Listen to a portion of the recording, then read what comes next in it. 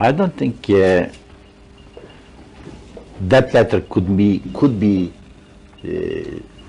interpreted that way, and I don't think the interpretation you are trying to give to it does reflect the contents of the letter. I think this is the way that the Greeks have interpreted it. That's the way I do interpret too. As a matter of fact, no Secretary of State could give guarantee to any other government, and it won't be really very serious thing. And that's why that letter couldn't be interpreted that way. I see.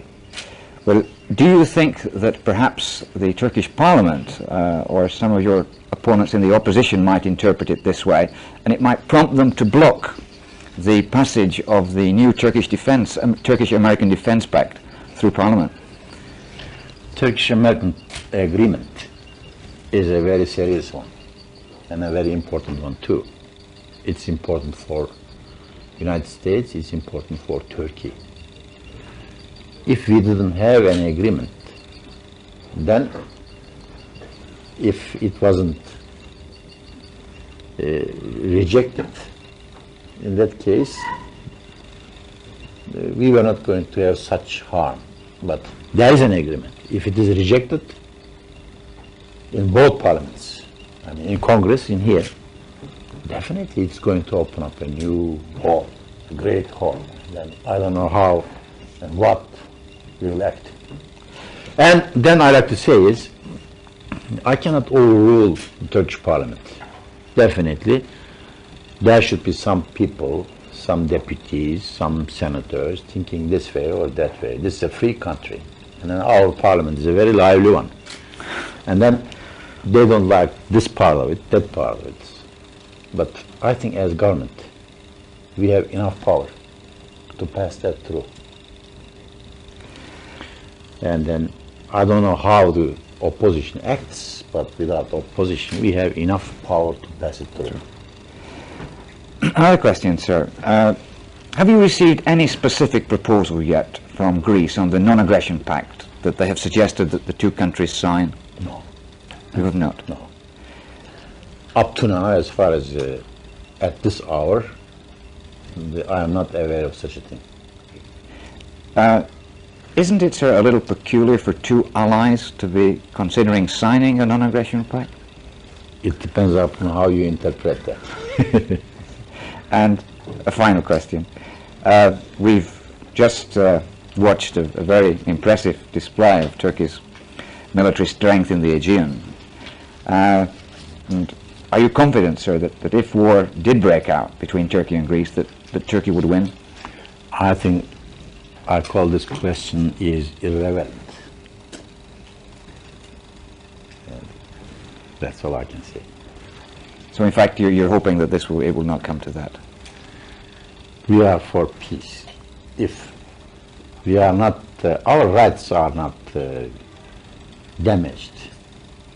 We didn't have war with anyone. We didn't create problems. If you look at the problems of today, none of them is created by Turkey.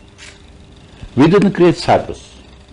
We didn't create the fortification of the islands. Islands shouldn't be fortified according to the Lausanne Treaty, according to the Paris Treaty.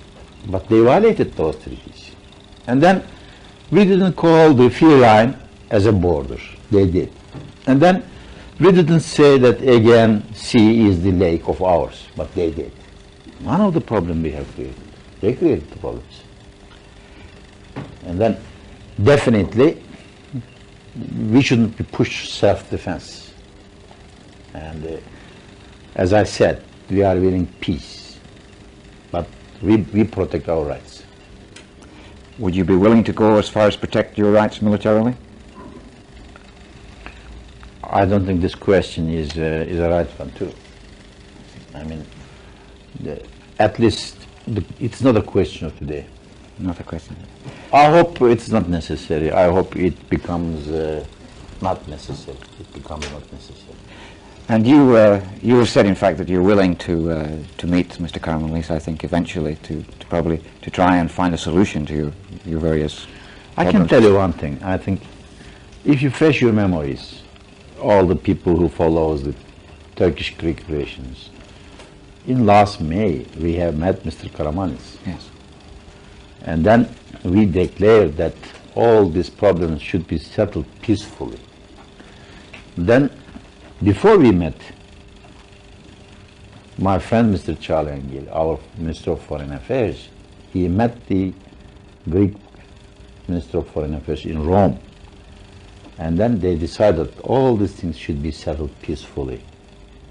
And then, for the Fear Line, there was 5 meetings within a year.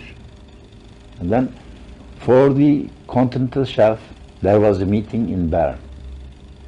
And then, as far as Cyprus is concerned, Mr. Çağlayan and Mr. Bitsios, they talked each other in Brussels a couple of months ago. And then they renewed the negotiations which was being done in Vienna. 5 times we have meetings in Vienna. And I think you cannot call this thing as none. That's there. Do you think, though, that another meeting, perhaps at this stage, besides between yourself and Mr. Karamanis, might help speed things up a little? Or I cannot tell you anything right now. It's a very complicated matter, you know. Yes. All I can tell you, we have goodwill. Yeah, goodwill. Thank you very much, Mr. Demirel.